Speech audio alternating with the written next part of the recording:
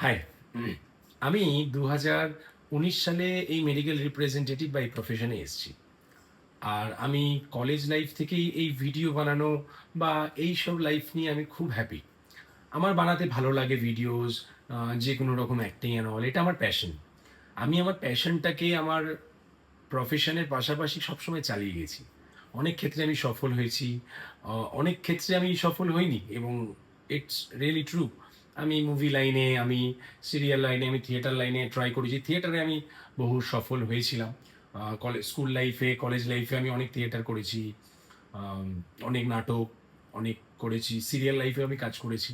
But আমার মনে হয় না আমি যে ওখানে আমি লাইফটাকে সেটেল করতে পারবো, বিকজ আমি আমার লাইফের ওই একটা সময় যেই রকম জিনিস আমি ফেস করেছি, তা আমার মনে হলো যে আমি পারবো না হয়তো। তো দেন ভিডিও বানানো অ্যান্ড অল, এগুলো ফেসবুকের মাধ্যমে তুলে ধরা, এগুলো আমি করে থাকি। এবং ইভেন এখন প্রায় প্রত্যেকটা মানুষ নিজের একটা হলেও ফটো, একটা হলেও ভিডিও ফেসবুকে পোস্ট করে। অ্যান্ড তুমি বিশ্বাস করো, যদি কারোর একটা ভিডিও ভাইরাল হয়ে যায় বা একটা ফটো অনেক চলে যায়, যে কোনো কারণে হতে পারে, সে আবার নেক্সট একটা করে। তো এই এই যে জিনিসটা, এই জিনিসটা করতে করতে মানুষের ভালো লাগে। তো আমার ক্ষেত্রেও সেরকমই, আমি ভিডিওস বানাই এবং হয়তো আমার ভয়েস বা যে কোনো জিনিসই সাধারণ মানুষের ভালো লেগেছে অ্যান্ড আমার ভিডিও দেখেছে। বাট আমি আজকে এটা বলার জন্য মেন বলছি না। বাট আমার একটা মেন ব্যাপার হচ্ছে আমি ভিডিওস বানাই। তো আমার ভিডিওসে ভালো ভিউজ হয়। আমার এখন 1,25,000 ফলোয়ার্স ফেসবুকে, ইনস্টাগ্রামে 36-37 হাজার, ইউটিউবে 23,000। তো অনেকের মনে একটা অদ্ভুত প্রশ্ন, আমি ভিডিও বানাই কখন? তো এই প্রশ্নের উত্তরের আমি জবাব দিতে পারছি না। মানে তুই কাজের মাঝখানে ভিডিও বানায়, মানুষ, তুমি বিশ্বাস করবে না, 3-4 জন মানুষ এক জায়গায় জটলা হয়ে এই জন্য ভিডিও বানায়, কখন ভিডিও বানায়, কাজ করে কখন, ভিডিও বানায় কখন। এখন আমি একটা জিনিস, এখন বাজে রাত্রির 11টা 11। আমি জানি না দেখা যাচ্ছে কিনা, 11টা 11 বাজে এখন রাত্রির। আমি জানি না এই সময় তোমরা কে কি করো। যারা এইসব আলোচনাগুলো করে আমাকে নিয়ে বা করছে, আমি শিওর তারা এখন বিছানায় শুয়ে পায়ের ওপর একটা পা তুলে ফোনটা মুখের সামনে নিয়ে আমার ভিডিওটা দেখছে। বিশ্বাস করো, আমার এটা ভালো লাগে। আমি চাই সবসময়, যতক্ষণ আমার লাইফে এনার্জি রয়েছে, এখনো লাইফে প্রচুর এনার্জি রয়েছে। আমার 30 বছর বয়স, হয়তো 40-50 কত বছর বয়স অবধি বাঁচবো আমি নিজেও সত্যি জানি না। কেউই জানে না কে কত বছর বাঁচবে। বাট সত্যি কথা, এই যে সময়টা, এই সময়টা একটা এনার্জি থাকে আমাদের। কারণ আমাদের মোটামুটি 16, 17, 18 বছর বয়স থেকে শরীরে একটা এনার্জি আসে, সেই এনার্জিটা আস্তে আস্তে আস্তে যেতে থাকে। এখনো শরীরে অনেক এনার্জি রয়েছে। আমি সকালবেলা 8:30টায় কাজে বেরিয়ে 9:30টার মধ্যে সাউথ কলকাতাও, আমি সাউথ কলকাতায় জয়েন করেছি, আমি নর্থ কলকাতা থেকে সাউথ কলকাতায় কাজে যাব কি করে, এটা নিয়েও প্রবলেম। আমার প্রবলেম হচ্ছে না, আমি যাচ্ছি। আমি 15 দিন হয়েছে নতুন কোম্পানি জয়েন করেছি, সেই ব্যাপারে বলা হয়নি বিভিন্ন কারণে। আমি আমার প্রবলেমেটিকের জন্য আমি থাকতে পারিনি। বাট সিরিয়াসলি বলতে, আমি ইন্ডিয়ার টপ 10 কোম্পানির মধ্যেই লাইফে চেঞ্জ করেছি। যারা এই আমাকে নিয়ে আলোচনাগুলো করছে, শুনেছি আমি আমি অনেকের মুখে শুনেছি, ইভেন আমার সাথেও হয়েছে। আমি কানে এসছে, আমি একটু দূরে দাঁড়িয়ে আছি, কানে এসছে, অনেকে SMS করেছে, অনেকে ডাইরেক্ট কমেন্ট করে দেয়, অনেকে এর থ্রু কথা বলে। আমি চাই তাদের কাছে অব্দি ভিডিওটা পৌঁছাক, মানে তারা একটু শুনুক যে আমি কখন ভিডিও করি, কখন এডিট করি। আমার ভিডিও করতে কিচ্ছু লাগে না। এই ফোনটা, আমি ক্যামেরাটাকে এরকম করে অন করি, ফোনটাকে এরকম পকেটে রেখে দিই। এই যে ক্যামেরার পোর্শনটা বাইরে আছে, এখানে শ্যুট হয়ে যায়।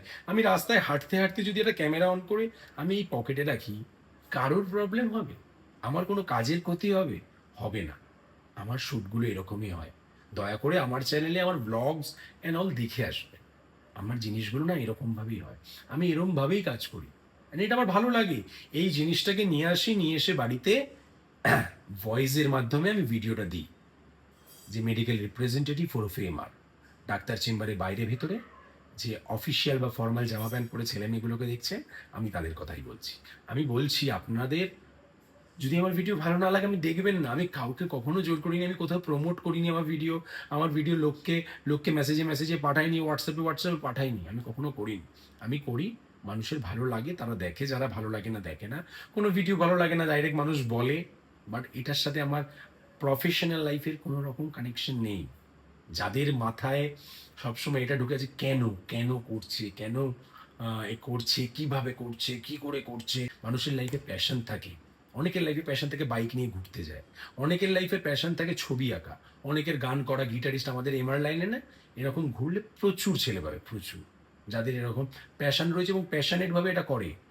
আর কিছু লোক বিছানায় শুয়ে পায়ের ওপর পা তুলে ফোনটা দিয়ে ঘোরাবে আর সমালোচনা করবে।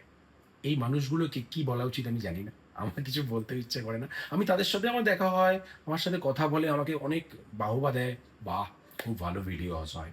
কিছু লোক তাদের মধ্যে সত্যিই ভালোবাসে, কিছু লোক জাস্ট ঘুরবে, কোথা দিয়ে সময় পায়। তো আই ডোন্ট নো, মানে আমার জাস্ট এটা মনে হলো, তাই আমি লাইফের প্রথম পডকাস্ট করে এটা করলাম। এবং তো আপনাদের যারা এই সমালোচনাগুলো করেন তাদেরকে আরও একটা জিনিস বলি, আমি একটা পুরো real life podcast story time শুরু করছি, যেখানে আমি নানান ধরনের ঘটে যাওয়া গল্প, রিয়েল ইনসিডেন্ট, সেটা ভিডিওর মাধ্যমে করবো। রাত্রির এই 11টা এখন 15 বাজে, এই দেখা যাচ্ছে ক্যামেরায় আমি জানি না, 11টা 15 বাজে, এরকম সময় আমি এসে শ্যুট করবো, 12টা 12:30 অবধি করবো। দেন আমি খেয়ে দিয়ে, খাওয়া দাওয়া হয়ে গেছে যদিও, ঘুমাবো।